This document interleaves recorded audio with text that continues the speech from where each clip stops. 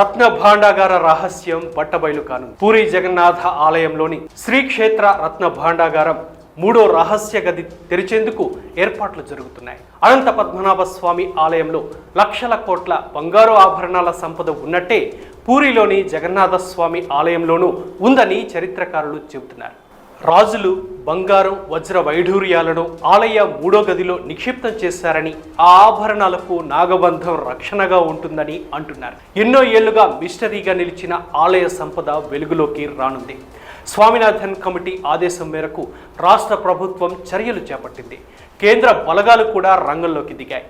46 ఏళ్ల మిస్టరీకి తెరపడనుండడంతో ప్రపంచవ్యాప్తంగా ప్రజలు ఆసక్తితో ఎదురుచూస్తున్నారు.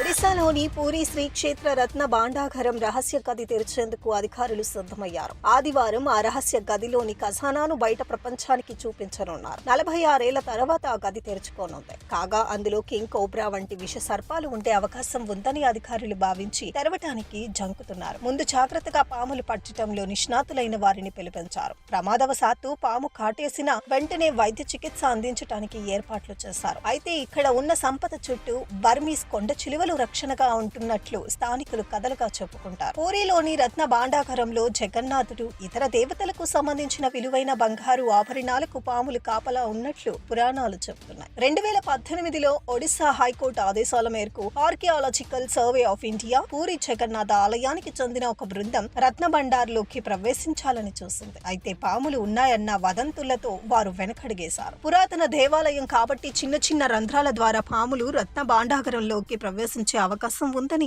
సేవకుడు హరేకృష్ణ మహాపాత్ర తెలిపారు. జగన్నాథ్ హెరిటేజ్ కారిడార్ ప్రాజెక్టు పనులు చేస్తుండగా ఆలయ పరిసరాల్లో పాములు కనిపించిన నేపథ్యంలో ఆయన వ్యాఖ్యలు బలపడ్డాయి. ఈ క్రమంలో రెస్క్యూ సిబ్బందితో పాటు భువనేశ్వర్ నుంచి 2 పాములు పట్టే వారిని సిద్ధం చేశారు. పాములు కరిచిన వెంటనే వైద్య చికిత్స అందించనున్నారు.